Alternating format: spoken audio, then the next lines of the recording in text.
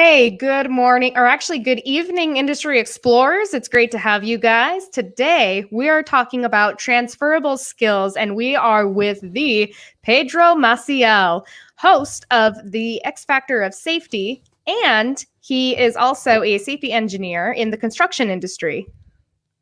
He's also Hi, a U.S. Navy veteran. So thank you thank for your you. service. No, thank you for having me. I greatly appreciate the invite, and it's cool to be on the Industry Explorers live Yeah, stream. What so an honor. Thank you. I'm glad to have you. Pedro and I actually met over LinkedIn and he had me on his show. And then I was like, hey, how does this work? How do you do this? I kind of want to have my own live stream and talk about entertainment workers and how their skills translate to other industries. So thank you for your mentorship, Pedro, and let's get started. I told Yeah, you I was going to throw you a hardball question right off the gate. So I'm ready. a couple years ago, I dated a guy, and like this is a first date, and he goes, "Tell me your life story in 4 minutes." And then he puts his phone on the table and hits start. And I was like, what? Okay, well. And so that's what we're going to do right now, Pedro. But I'm going to give you 2 minutes. Tell me your life story, or tell everybody your life story in 2 minutes. Go. Okay, I am a U.S. Navy veteran. Went to the Navy right out of high school. Did 6 years in the Navy. I was a submariner, crazy, going underneath the water and staying underneath the water for a long time. Got out of the military, met my wife. We have four beautiful kids. I started doing medical records, became a medical records clerk. Didn't like that, didn't like sitting behind a desk. And then after that, I started working in the refineries, which is where I got a lot of my experience from. Did a lot of turnarounds, jumping in and out of confined space, working at heights, doing a lot of rigging, doing a lot of hands-on type stuff. I got offered the opportunity to become a safety coordinator for the company I was working for. Um, Shortly after that, they liked what I was doing, and then I, got my OSHA 10, got my OSHA 30, became a regional safety manager for a company that was out of the country, and then after that, came back, worked in the steel fabrication area, got back into construction, and here we are. 2020, got into live streaming, started a podcast, and getting ready for Christmas and ending 2020 with a bang. So still got 41 seconds. Yeah, I like coffee. I love to do this here, this live stream, interact, bring as much value as I possibly can. So, yeah, that's my life story. That's me in a nutshell with You must 20 have seconds to go. yeah, you must have told this like 1,000 times. What do you want for Christmas? What do I want for Christmas? To 10 seconds. actually, yeah, 10 seconds. I want for Christmas world peace and to bring as much value to as many people as I can. Pedro, you still have 3 seconds to spare, man. Boom! Oh, sorry. Most people go over. Usually I give people like 4 minutes to do that. I love it. Oh, I got to take a lot of notes. You have some incredible experience. Um, So, we're here to talk about transferable skills. And let's start off by talking about soft skills because that's what everybody thinks about when they're thinking about transferable skills. There is a difference between soft skills and hard/technical skills, and we'll get into that later. But for now, what is what does communication skills look like in your world? What makes a good uh, communicator? Somebody that doesn't use their mouth a whole lot and Mm-hmm. actually listens to what's going on around them. A person with communication wise, and one of the biggest soft skills that is needed on a construction site because you have four or five different trades, to 200 to 500 people. Some companies have 1,000 people in one plant. So having communication is definitely a big soft skill. But on a day to day, it's just listening to people, listening to Mm-hmm. what their issues are, listening to what struggles they're having, and then analyzing and being able to give feedback, being able to communicate a solution. Because when they come to you with the problem, you want to give them a solution. So on a resume, active listening is one of the more popular items to put on your resume as a soft skill. But when you're talking about analyzing and interpreting information and then taking action on it and problem solving is another big one to put on your resume. But what if you were looking at someone's resume, what would you want to see when it comes to analytical skills and interpretation and taking action? Builder of relationships. Listen to me very carefully. Builder of relationships, because in essence, you put that on your resume. And even if you're not a people person, you might be I'm an extrovert. I like people. I like being adventurous. Even if you're an introvert, you put that on there, you can influence by being a builder of relationships. I love that. It really ties into construction quite well, I think.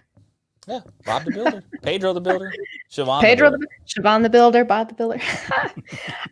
Great. So, yeah, communication skills. It's really good. I'm trying to think of how else communication skills, shows up on a job site. What about negotiation skills? Oh, you definitely have to negotiate on a construction site. If Yeah. I am, and let me give an example. If I'm a concrete contractor, I have to be able to communicate, negotiate, with another trade that has to work in the same area and say, hey, let me get my stuff done because I'm at ground level, so that way you can get there next and work above me, do the elevated work. And it's Right. just about, again, building those relationships between the trades. So I think negotiation, if I were to see that on a resume, I'm thinking a couple of things. I'm thinking that someone is good at negotiating their salary, or they're good at negotiating contracts, or they think they're good at negotiation, but they're combative. What would you like to see on a resume when it comes to negotiation skills? Negotiating safety, negotiating, problems. Let me know Again, how we're going many. back to problem solving. Yeah, no, definitely, and it circle and everything intertwines, especially on a construction site. But what I want to see on a resume for negotiating, how many speeding tickets have you talked yourself out of? That, Yeah, I'm if not you going to put put that on that your on my resume, resume. But if you asked me that at a job interview, I wouldn't be very impressive. I'd say none. No, that's not really, true. That is well, not, see, you know what? That is not true. I, I went to court and I talked myself out of a very large fine, and I went from a triple digit to a double digit fine. So that's where my traffic ticket negotiation skills begin and end. Um, but for and to circle back, if you see that, good negotiating skills, okay, negotiate somebody with somebody. It could even be on safety. Negotiate with me on why what you're doing is correct. right. Why what the action that you're taking, the certain steps that you're taking in your task, why are they correct? Because Do you think I'm gonna go ahead. do you think persuasion sounds better than negotiation? No, No. Does it no, sound worse? it does. Because if you're Persuasion. if I'm persuading, and again, it could have a both positive and negative connotation depending on how you look at it. But if you are being, persuading somebody to do something even though it's not right, some people look Mhm. at it like that. But if I'm negotiating with you, I'm going back and forth, we're having a valid argument, and then at the end of the day, worst comes to worst, you end up being right, I end up being wrong, and we do it your way, right? Being a Right. safety professional, sometimes you have to come to compromise Yeah. with a lot of Yeah. individuals. Yeah. Yeah, that's very true.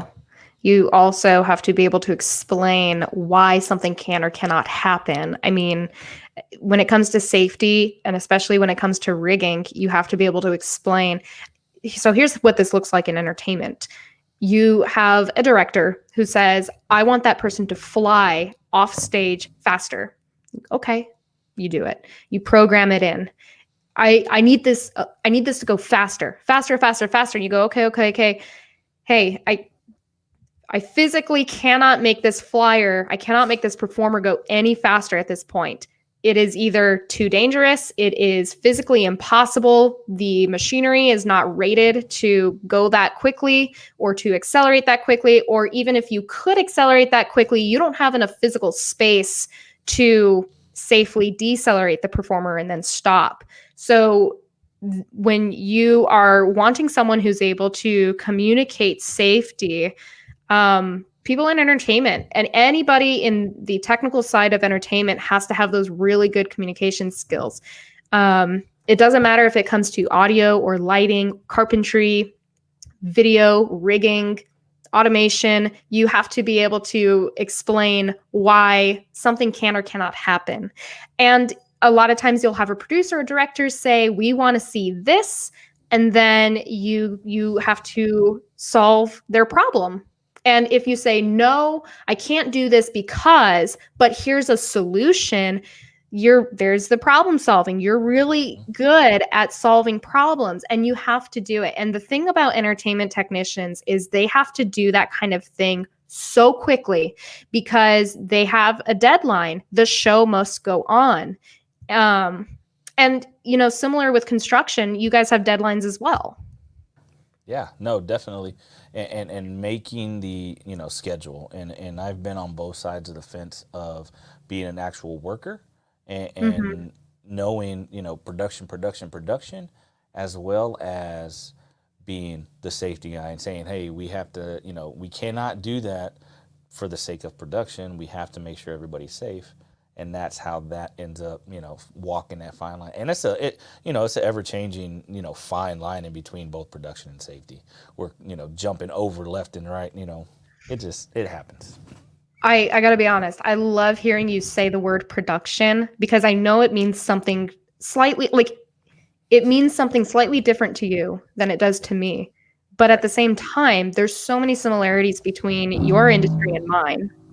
Mm-hmm. I would love for people in all trades to recognize that because really entertainment technical work is a trade in itself. So you have like the entertainment industry, and then within that you have the trades: audio engineer, front of house engineer, lighting technician, lighting programmer, manufacturer, automation programmer, rigger, and it's like a lot of these entertainment trades, the soft as well as the hard skills very easily translate to the construction industry. So let's talk interpersonal skills. What is the most important interpersonal skill for you on a job site? Interpersonal skill. So developing rapport with coworkers and customers, being sensitive to others, motivating others, counseling, cooperation, delegation with respect, representing others, accurately perceiving feelings or situations. Yes. Is that the yes good answer? To all of it? No. So, and really interpersonal skills, you got to be able to motivate people. Even, on a job site, even the youngest guy that has gal that has 6 months on the construction site, very new, very green, you have to be able to motivate them me personally, from a safety standpoint, but even as a foreman, as a supervisor, you have to be able to motivate in order for them, one, to grasp what you're trying to get them to do, two, for them to trust you, because if they don't trust you, they're not gonna do what you want them to do. Right. Trust is a builder of trust. That's also good. Being able to interpret what somebody's actually saying and doing, and understanding, okay, I'm gonna say I'm doing this, but then I'm actually doing the total opposite, or I'm actually skipping like 4 or 5 steps, and you have to be able to interpret that type of stuff on a construction site.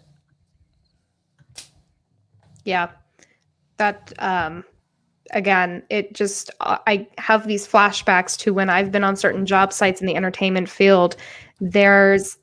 With rigging, there's a ton of trust that needs to be built because we are hanging thousands, tens of thousands, sometimes hundreds of thousands of pounds of equipment over audience members, performers, and technicians who are installing things below all your equipment.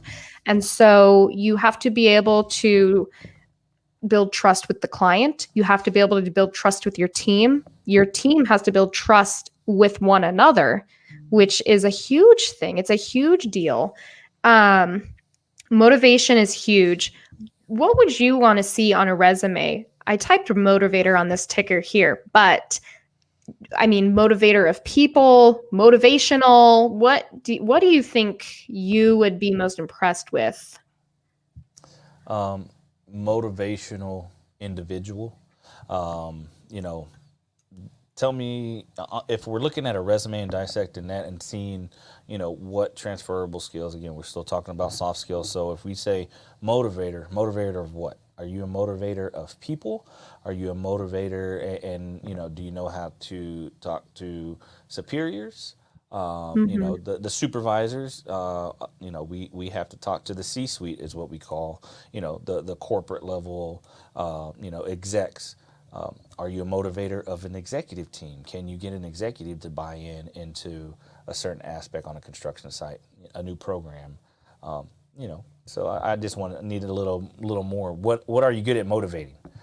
Yeah. You know, and a lot of times I've been in that position as a corporate safety director before, is sitting across from somebody and say, motivate me to, you know, to buy into safety. Wow. And kind of like you did with me, you know, in the beginning, give me about, you know, two or three.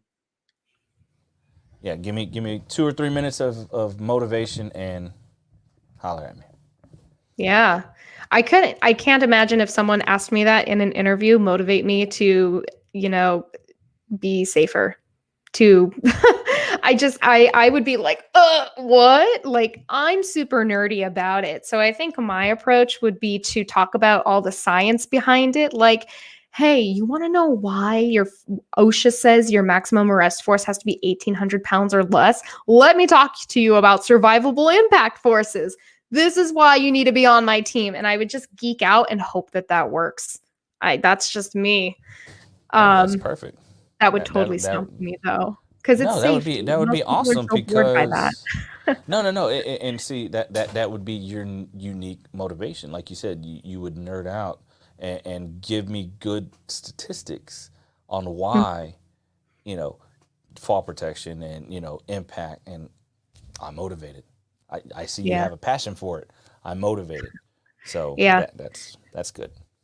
I would think back on high school and middle school teachers, the ones I could be in a subject and absolutely hate that subject, but if my teacher was super passionate about it, I would be all for it. I would be more motivated to do the schoolwork. So, all right, let's talk about creativity and problem solving. Creativity, I think people look at that word and think of it as very fluffy, because if you look at arts and crafts, if you look at someone who's scrapbooking or creating jewelry, or someone who is performing, putting on a play, I think people, unless you're in that creative sphere, I think people downplay what it means to be a creative person. So, what does creativity look like in your world? Believe it or not, we have some of the most creative people on a construction site, from creating new tools that aren't typically what you would find at Home Depot, but it's an ease Like of a board use. stretcher? Yeah, like a Just board stretcher, like a sky hook, you know, those types of things. But it's the ingenuity and creativity that they have. And then I yeah. challenge everybody in the morning when I'm doing my safety walks to be creative. Give me a creative idea to enhance your job or do it a little bit better, right? It doesn't have Mhm. to revolve around safety. I just need to see what you're working with, and then we can, you know, move forward upon that. If it's a great idea, hey, we might you know, introduce that into the whole construction site. It Yeah. just, you have to be open to that creativity. And again, people tend to open up more when they say, hey, he's letting me be creative, letting me do this, or she's letting me do this. I think I can come up with a great idea and then it benefits everybody. Creative problem solving. I love the word ingenuity, if I can remember how to even spell it. Yeah, that's right. Yeah, something like that. I forgot. I use Google, make sure I spell do check. too. I do too. I do too. Yeah, that's again, that the creative problem solving and ingenuity is huge in our industry because you have someone who says, I need this to look a certain way. And you have to be able to say, okay, that's, that's physically possible or impossible, or we can do that, but we need more time or we need more money. And then you have to figure out how to solve those problems in a very short amount of time. I was on a job site where our show was opening very quickly. Like we were approaching the opening date, and we ended up not opening on time because a lot of stuff got pushed back. So we had to come up with a lot of temporary fixes, a lot of temporary structures, and temporary solutions just to get the show up and running. And we still were a week late from our opening date, but the show was up and running. And as the show went on, week by week, then those temporary fixes were then replaced with permanent ones. But again, there's a ton of creative problem solving in the entertainment industry. So I think that's enough with the soft skills. I'm going to stop this ticker. And if you are joining us live right now, please leave a comment and Pedro will answer it live. If your resume is not getting noticed and you don't know what's up, you're trying to get into a trade, you're trying to make that transfer, just leave a comment. Ask Pedro. We are here to help you. And at the last 15 minutes of this episode, we will show a call-in number so you can call and ask us questions live. We would love to help you out. This is what we're here to do. So let's talk about hard skills and technical skills. I definitely Googled, first of all, I Googled transferable skills this morning. And the first thing that comes up are soft skills. Then I was like, okay, well, what does transferable skills look like in the construction industry? I can speak on the entertainment industry all day, but I have no idea what it looks like from the perspective of the construction industry. And the first thing that popped up was physical strength and dexterity and hand-eye coordination. That totally makes sense. Like, there's no argument there. Right. So, But I don't know how outdated some of that stuff was, but as far as hard and technical skills, if you're coming over from, say, the entertainment industry and we're talking about hard skills, a rigger. What type of rigging do you have? Do you guys use? And can that transfer over to the construction site? Because our rigging is a lot of shackles and slings and wire rope. And I would assume that on your guys' end, on the rigger, entertainment rigger, same thing. same thing. Yeah. So, Shackles, slings, and wire ropes. We have an entertainment rigging podcast called Shackles, Burlap, and Lies. look at that. See? Yeah. Shackles. We use them. We use them a lot. So, hard, the technical skills. Okay. Well, how do you rig up a piece of steel? And some people that have never done it on a construction site, but you've rigged up a piece of truss, lighting truss that goes up. Okay, well, show me your technical skills and put them to the test. Because again, sitting across face to face in an interview, great, I can read your resume, but what I want to know is what you can do out there. So put your gloves on. I'm gonna put them on too, and we'll go out there and we'll work at it together. And that's one of the biggest downfalls that we have now is people not willing to mentor and coach the younger generation that's coming through the ranks. Again, I say younger generation. I'm 36, fixing to be 37, but I've done my time in those confined spaces and rigging and learning all this, different trades that I want to give that to the new guys that are coming in and the new gals that are coming in because it makes them more well-rounded. Definitely. So how would one get into a trade? So a lot of Bright-eyed, time, bushy-tailed. How do you do it? how do you get into a trade? Now, most of the times in the construction industry, in the oil field industry, anywhere that's dealing with construction, um, most people say you have to know somebody to get in, get your foot in the door.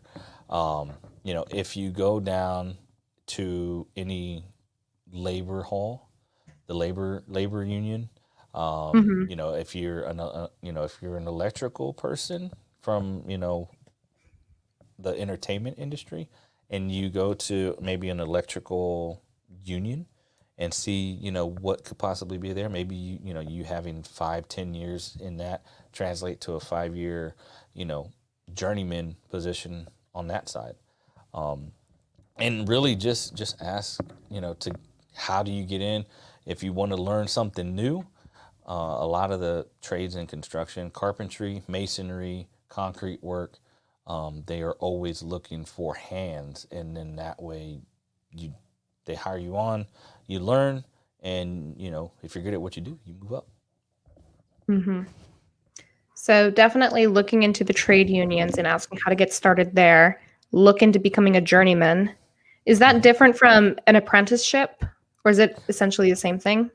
So the apprenticeship, you go into a union hall, whether it's a laborer, whether it's steel iron worker, electrical union. You start off as an apprentice, Hmm. and then a lot of times some of them do 3 year apprenticeships, some of them do 5 year apprenticeships, but throughout those 5 years, you are learning certain things every year to get you to the next level. So once you hit your 5 year mark, now you become a journeyman. And then after that, you become, you get your master journeyman. I think it's after like 12 years or 15 years in the trade, you get your master journeyman certification, get the swag and get to say, hey, I put in my time. And usually if you stay in that long, I know a lot of guys and gals that have been in the union for, 25 years. Um, Hmm. and they're superintendents now, and they're actually running their own jobs, but they came through the ranks. And Is there non-union work in the construction industry? oh yeah, a lot of construction sites, believe it or not, here in Texas are non-union. Um, Hmm. a lot of, and it depends on which area of the country you're in.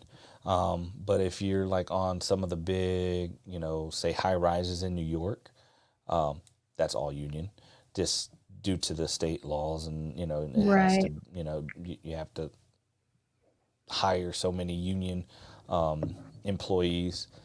Here in Texas, it's a right to work state, so again, you can hire anybody, but Hmm. you do sometimes have to go to the hall to if you want a specialized trade, an iron worker, a Right. carpenter, a plumber, those types of things. So So if you are in a right to work state, then how do you get your start? Um, Say you're unsuccessful going through the union halls, and um, maybe it's just they can't accept any apprentices at that time. So then you can't go the union route. How would you go the non-union route? you would contact me, and I would get you into wherever you need to. I know people all over the country. No, it's really about and I hate this. I don't like saying it, but if you know somebody that has a network that knows people, and again, networking, that's really big, and transferable skills, transfer your network from the entertainment industry to maybe construction or electrical, and start building that network, just in case, if Hmm. maybe you have, I don't want to be in the entertainment industry no more, I want to go actually build stuff, come over to the construction side. But yeah, you Right. can always reach out to me, and I can, try to hook you up and figure out, where we can get you hired on that. Yeah, that's fantastic. And I like what you said about not only transferring your skills and communicating how your skills are transferable, but transferring your network from one industry to another. And you're absolutely right. Networking is huge. And like your industry, in the entertainment industry, it is definitely about who you know. Um, I like to say that to get started, it's about who you know. But then if you want to stay and keep getting called back, it's about your skills Yep. and what you can provide and how you can contribute to the job site and your professionalism and all that good jazz. Yeah, no, definitely. And before we move on to your next topic, but I can get you in the door, no problem. It's up to Mhm. you to show them that you have the drive, the ambition, um, you know, obviously the know-how and learning, the aptitude to grow, and then, you know, you don't make me look like a dumbass. Sorry, I don't mean to cuss on your show. Oh no, I've cussed on my show. It's all good. Yeah. So, and again, it's if you have some good skills and we're able to connect and I can get you in the door, perfect. I can't be there to do your job. Only you can do your job, right? And you got to do it to the best of your ability. That's absolutely right. So let's talk about certifications. You mentioned OSHA 10 and OSHA 30, which is a popular certification in the entertainment industry. Is OSHA 10 and 30, is it a certification or a certificate? It's a certification, right? So you get not a certification, it's a certificate, and now No. they've Okay. gone to the hard card that says OSHA Mm-hmm. 10 and OSHA 30. The OSHA 10 and OSHA 30 are both for general industry and construction. Um, you know, I think you guys go off of the construction 1926 We manual. go off of both. Um, while a show is installing or dismantling, It's then construction. it's considered a construction site, and people have to wear their steel toe shoes. They have to wear their high visibility. Wow, words are hard. High vis Yeah. vests and hard hats, especially hard hats. Once the install is complete, then you're essentially in show mode, Mm-hmm. or you're in the process of rehearsals or programming, or you're doing the show, and that's when it turns more into general industry. Um, and there are certain standards that don't apply to the entertainment industry. So, for instance, when it comes to fall protection, there's not going to be a guardrail around the stage because performers are expected to understand the hazards that are around them, and the edge of a stage is one of them. So you're not required to have a gate around the entire stage. You've never seen that before. That's not a thing. So there Right. are certain exceptions like that for our industry, but generally speaking, it's general industry and construction industry, 1910 and 1926. Yep. Yeah, and so the OSHA 10 and OSHA 30, those are great things to have. The OSHA 10 you usually get starting out, it's again 10 hours, probably about 2.5 days worth of training, and then you are in a sense you have your OSHA 10. What the OSHA 10 and 30 are hazard recognition courses. Mhm. You get the certificate saying that you've understood the basics of hazard recognition, how to understand and interpret a hazard. Um, you know, Obviously the OSHA 30 is a little more robust. That's actually a 4-day course.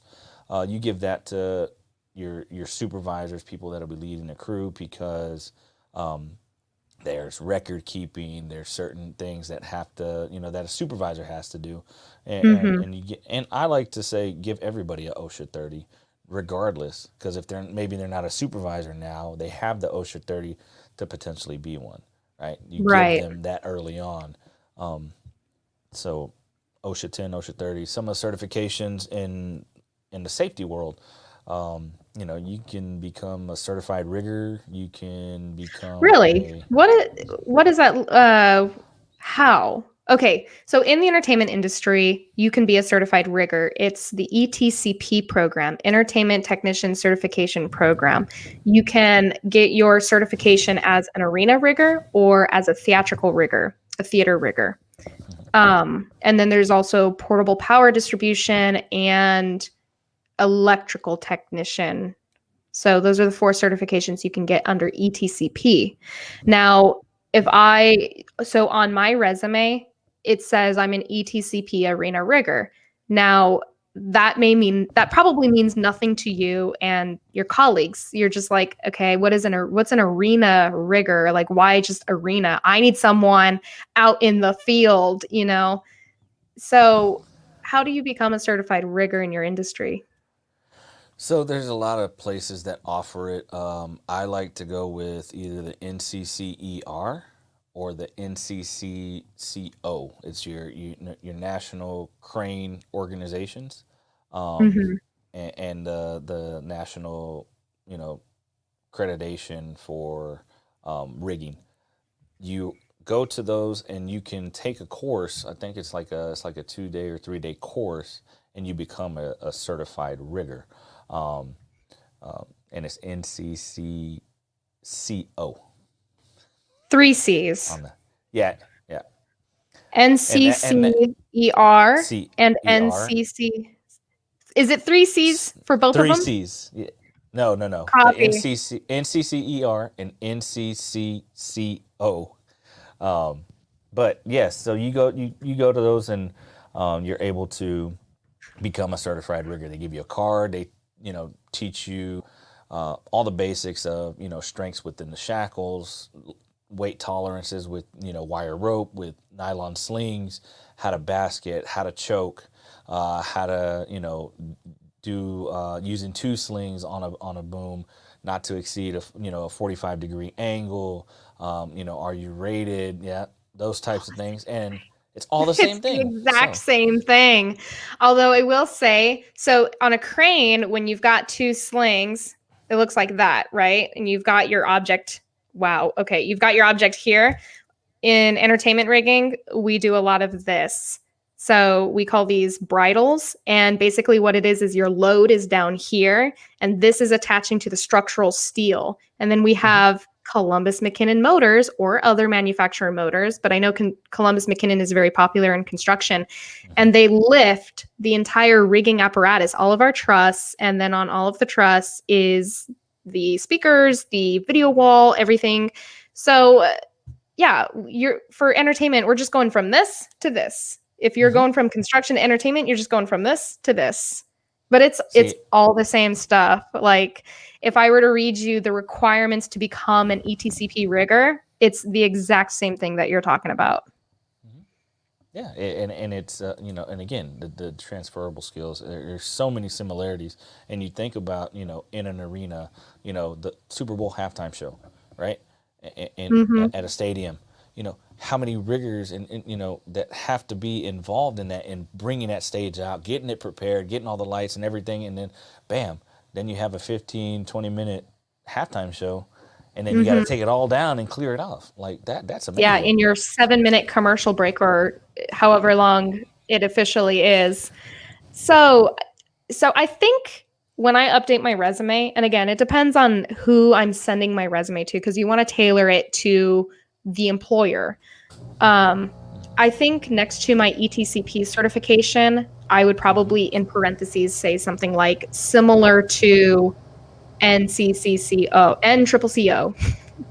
I would double check what their requirements are compared to the ETCP requirements are, but I think in parentheses it is safe to say similar to this certification, and then that gets your foot in the door. They say, "So I read on your resume it says this. What do you mean by that?" And then you can explain what it means to be an ETCP certified rigger. Yeah. What are some of the other so other than what about becoming an iron worker? What do you have to have in order to do that? To be an iron worker, you actually have to be like half insane. Um, because hey, MEWP, I like that. No, you have to Mobile be an iron elevated work worker. platform. Yeah. Yeah, yeah. So to be an iron worker, you really just have to get familiar with one rigging, because you're doing a lot of iron lifting. You're doing a lot of and then usually, and that's one of those, if you've done it for a long time, you become an iron worker. Some people start off as apprentices as an iron worker, but to become an iron worker, just get in the trade, try to get in somewhere, and then learn from there. Um, I Mm-hmm. I've hung steel. I've been, on high rises and connecting and yeah, all kinds of stuff. Fall protection, uh, being on 100-foot booms way up in the air, and the wind hits you and you're swaying up there, and everything looks like that big. So Mm-hmm. Yeah, that's always a lot of fun. I am one of those people. So I like to remember the nuances of how a lift moves. So you know how sometimes when you lift you stop pushing on all the controls, and sometimes there's a little bit of this with your lift. So after driving for a little bit, I'll memorize how much this happens. And I love just driving really close to something and then stopping just at the right moment so that this gets real close, and then we're safe again. I definitely make people go, "Oh my God, does she know what she's doing?" And I'm like, yes, yes, I do. hmm I love it. yeah, and um, in regards to the MEWP, and again, yes, you have to train on it. You have to become trained. Uh, I train people on site on how to use them. I give them a job-specific license. It's nothing that you can take to another job site. But mhm, there are some companies out there that will train you, like 3M trains you in fall protection and some of the other stuff. I know United Rentals has theirs that's good for 2 years, 3 years, that you can take mhm, from job site to job site. But it's really just getting in the damn thing, and with somebody that understands the controls, and play around with the mhm, controls. That's how I learned.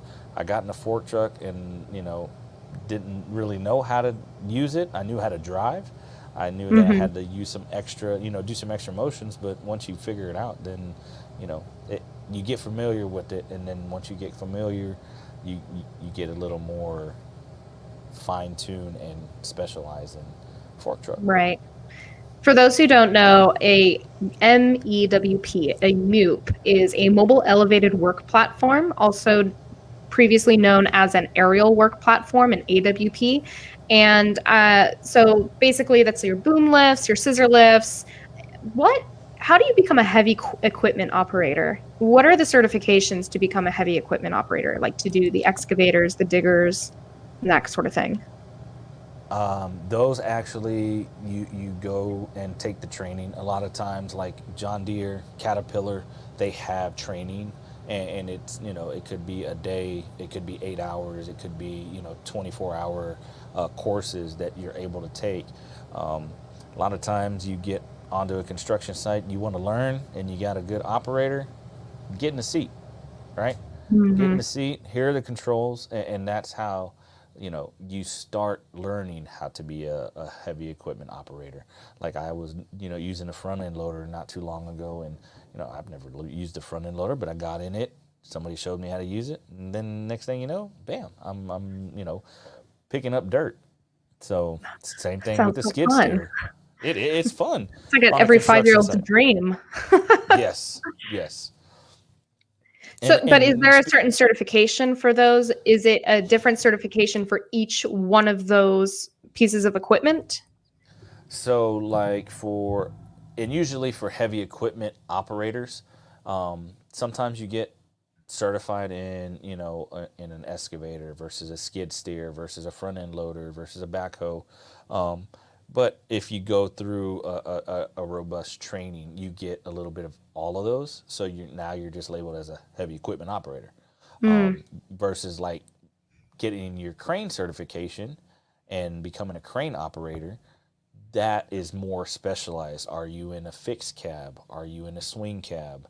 Are you in a mm, tower crane? And it's you get the training specialized to the cranes that you're going to operate. gotcha. And that's different from the NCCCO and So for the crane, NCCCER. for the crane, it's the NCCCO. Oh, okay. It's O for operator. And ER for something rigor. Yes. Gotcha. Oops. So let me update my ticker here so that people can. Yeah. Awesome. What else? What else? What other certifications are good to have? If you are tuning in with us right now, I love how it says 1 and then 0, 1 and 0. It's like a computer talking to me. But if you are tuning in with us tonight and you have a question for Pedro, be it personal or general, please leave a comment. We're going to open up the call-in line very soon. So we'll have that number going across at the bottom very soon here. But until then, Pedro, what are some other certifications that are good to have if you're going to get into the construction industry? First aid CPR. That's another good one. Got to have that. Confined space attendant, confined space entrant, and you get those one and the same when you take that, that training. Let's see, scaffolding. There's not a certification; it's more of a training, but you can become a scaffold builder if you wanted to. That's also, you can become certified in scaffold building. And you go from your Baker scaffold to your tube scaffolding to, just your mobile hydraulic scaffolds, all kinds of stuff. I got to be part of a team that built scaffolding in Nicaragua next to a volcano. Nice. That's awesome. Yeah. Yeah. So fun fact, if your scaffolding is around acidic environments, you need to do very frequent, not even periodic, but very frequent inspections of your steel, because that stuff will just eat away at it, very quickly. So after 2 weeks of having our structures out there, we had to trash a lot of stuff, and we had to trash a lot of fall protection because it's garbage. It'll eat away at your SRDs, the webbing and your lanyards, and it's incredible. But that was a really fun experience. I'm so glad I got to do that before COVID hit. And again, that's me in the entertainment industry, building scaffolding and dealing with fall protection. I can do it in other industries. And I'm not speaking just for myself. I'm speaking for everybody, because there's honestly a lot of technicians who have way cooler and way more expansive experience than I do. So, yeah. Tell them to come on over to construction. We are guys, new people. Do it. So certifications. What about carpentry? Is there a certification that would help if you wanted to get into carpentry? I was actually speaking to someone yesterday who is having trouble with his resume getting picked up. And he wants to get into carpentry because that's his specialty in the industry. Carpentry, again, is one of those industries that a lot of companies that, like your residential, some of your, commercial side use carpenters, but they go through the union process. They've gone through the apprenticeship, and I think that the carpenters union is, I think it's a 4-year apprenticeship. For 4 years you go, through the apprenticeship. At the end, you become a journeyman carpenter, meaning you can make, you can build pitched roofs, you can, do runners, you can build decks, those types of things. And really it's just for a carpenter coming to a construction site. Do you know how to use a speed square? Do you know the safety in a circular saw? And, can you measure, right? Do you know how to use a tape? If you know how to use a tape, you know how to cut with a, circular saw, swing a hammer, and obviously tools of the trade that you work with. But I don't think there's any special certification other than going through, like a union and becoming a actual journeyman carpenter. Gotcha. So if you wanted to express your entertainment carpentry experience, oh gosh, what would that look like? That could look like a scenic carpenter. It could look like, I don't know if master builder is one. There's a couple of different names that can be used for someone who does carpentry in the entertainment industry. And so what would you want to see on a resume that would tell you this person knows what they're doing? So what we do is like theater and television carpentry is different because it's a lot of, if you've heard of TV style flats, that's a lot of what it is. If you are a carpenter for like a Broadway show or a touring show, you have to build things to be more robust because they are traveling in semi trucks across the country, and you need to make sure that they are structurally sound. So carpentry looks like a bunch of different things in the entertainment industry. However, they use the same tools. So what would you look for on a resume if someone wanted to get into carpentry in a different industry? I would look for what you've actually built. You know, Okay. and again, you can describe it, but when it comes down to it, and it looks good, and somebody might not understand it, so can you show me a picture of what you built? And if you show me Mm. this extravagant stage that you've built, your hands worked Hmm. on it. Again, carpenters are very pride. They are pride driven on using their hands and crafting stuff with their hands. So Hmm. show me what you built. If you showed me some ass backwards deck, yeah, Right. we're not. Are you really a carpenter, bro? Right. Right. But if you show me, again, an extravagant stage that is Hmm. traveling, then okay, how did you build that? What were your steps? I ask the questions so that way you give me a little more feedback, because I can look at it on their resume. I might not understand it all, but okay, what did you Hmm. do as a carpenter in a theater space? Would it be worthwhile to call out some of the tools you're very familiar with? Yes. Maybe maybe even like groupings of tools that you're Mm-hmm. using. Yeah. That way you as someone looking at this resume knows, oh yeah, they can use a circular saw. Oh yeah, they can use a table saw. Yeah, they can use a drill press and a screw gun and all these things. Mm-hmm. Yeah, that Yeah. definitely makes it bridges the gap of me wondering and you giving me Mhm. information to fine tune what you have on your resume and pinpoint. Okay, you know exactly what you're talking about. You're exactly what I need. When can you start? Love it. Love it. I think this has been really great information. Um, I am going to be sending this video to a bunch of people because they need to hear your advice. Maybe maybe 5 Pacific time and seven Central time isn't a very good time to do this on a Thursday night, but oh well. Yeah, They can catch the replay. yeah, So definitely. we've got a little bit of time left, so I'm going to go ahead and open up the call line. And if you have a question for Pedro, go ahead and ask it live. We are going to answer it for you live. It can be a very general question, it can be a personal question. You can ask Pedro what he had for breakfast this morning. Call, ask whatever. So while we are waiting, what do you think about having a online portfolio?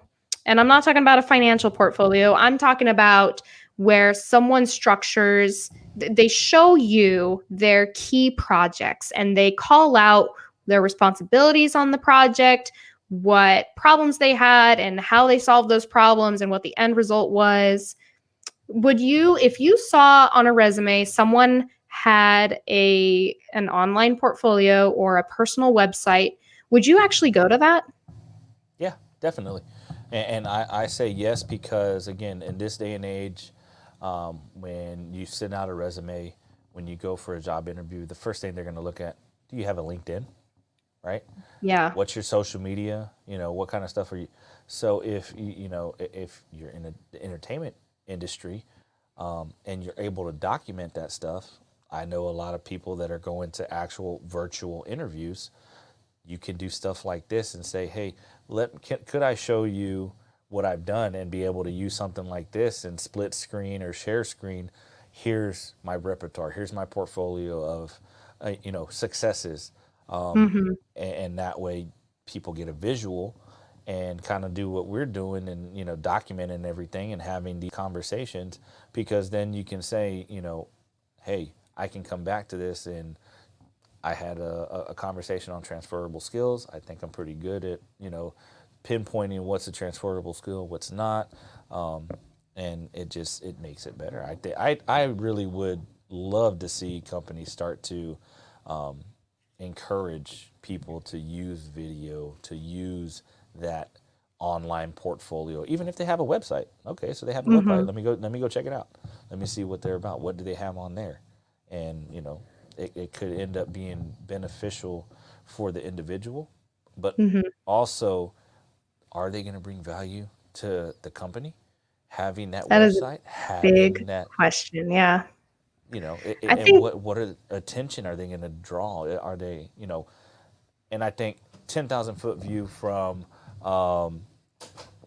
10,000 foot view from a corporate safety director position, then you'll end up being able to look at that type of stuff and say, hey, guess what? That person is bringing a lot of value. Now our target market might be what they have on their website. Hey, I want that person. mm-hmm. So, yeah, definitely. Yeah. What you put, the way that you present yourself, it can say a lot about you, right? So the way that I sit here and talk to you, I'm not slouched over, I'm not like this. It's every single thing that you do, every single thing that you put out into the world, even if you're not thinking about it, is saying something about you. So I think I've had people compliment me and say that I come off as very confident because I do sit up straight, because I stand straight, because I'm chin up, looking ahead, checking things out. So if you take the time to have an online portfolio that adds to your resume, it shows that you're proactive. It shows that you are passionate and that you care. It shows that you are analytical because you've had to make decisions that determine what it is you showcase, the way that you showcase it. Are you an organized person? Do things aesthetically look good? Are you not only organized and can clearly communicate information, but does it also look good? Because let's face it, that is also a very important thing, and especially in today's society where a lot of things are about looks. Um, I am becoming an advocate for online portfolios, and we are going to have someone come this Saturday to talk about that in depth. So I'm really looking forward to that talk. I would say that when you are trying to secure a job, especially if it's outside of your industry, we've talked about this before. Look at the job descriptions and look at what it is they're asking for. Figure out what those keywords are and how you can bridge the gap on your resume. Um, and if there's a certification, I mean, even if you don't know about a certification that exists in another industry, look it up.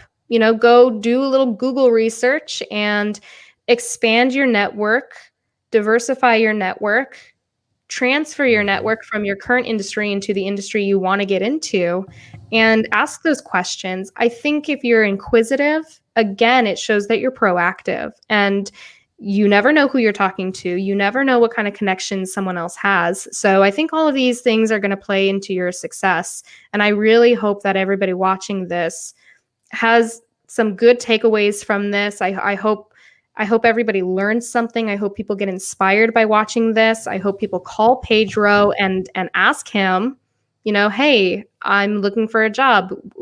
I'm what can I do? How can I get started here? So, and I Yeah, honestly, bottom line, I want to see everybody be successful. Everybody. That's all I yeah, care about. So, yeah. No, definitely. It goes a long way. And if a company hires somebody off of their online portfolio, kudos to that company because they're seeing the value that's going to be brought to them. And then who knows, it could open a whole another avenue of business by having this one person that is documenting their journey to mhm. success.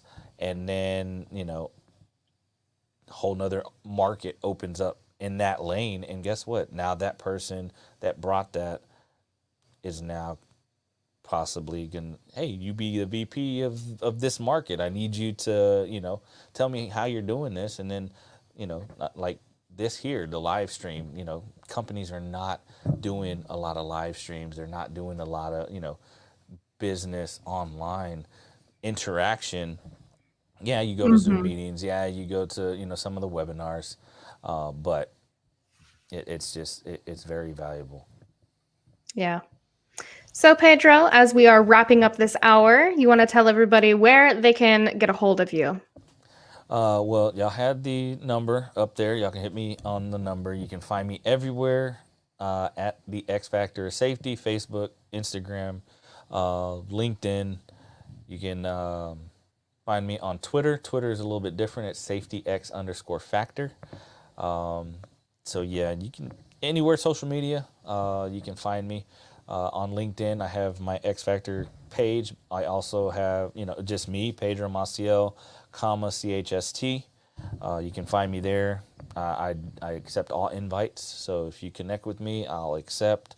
Ask me anything. I'm pretty open, wide open for questions. I'm here to bring value and guidance. This is wonderful. I'm really happy and honored to have you as a guest. Everybody, please subscribe to Industry Explorers on YouTube so that you can stay up to date on our live streams and get a lot of really good information and insight from experts. So, Pedro, do you have any other closing remarks? I No, I thought did what you not. said was Thank perfect. you. Yeah, no, thank you for having me, Siobhan. I greatly appreciate the opportunity and talking to your community that you have, and look forward to hearing from some of them. I hope so. I hope a couple people reach out to you. I've got some names in mind right here. So, until next time, explorers, I will see you on our next adventure. Take care.